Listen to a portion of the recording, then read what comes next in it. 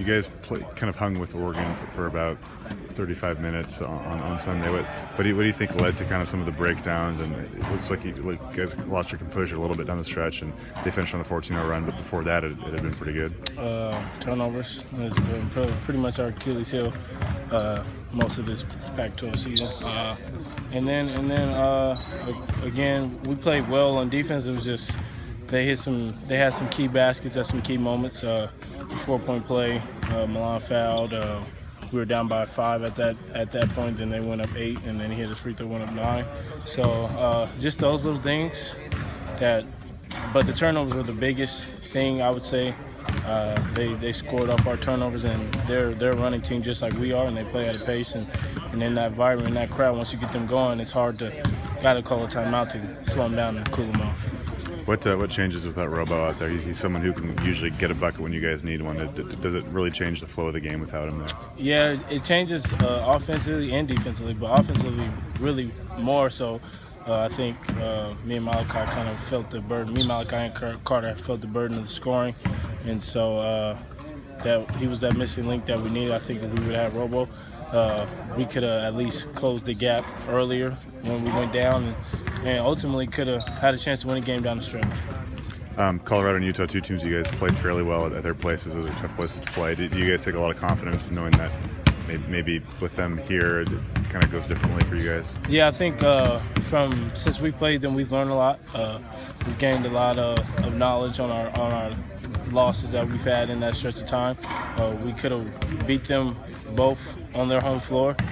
Just the turnovers and the defensive missed assignments that we had, and we let some guys that don't really do much get off on us. And this time around, I think we're going to be ready for them, and the coach is going to come up with a great game plan, and we're going to be ready. And so we just got to make sure we do what we're supposed to do.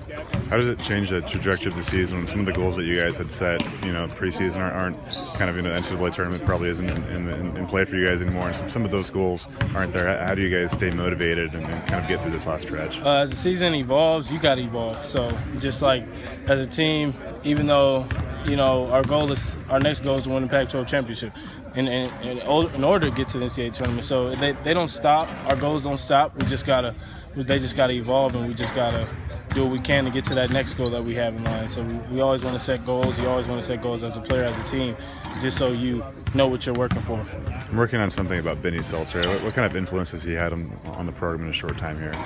He's had a huge impact from the day he got here. Big motivational guy.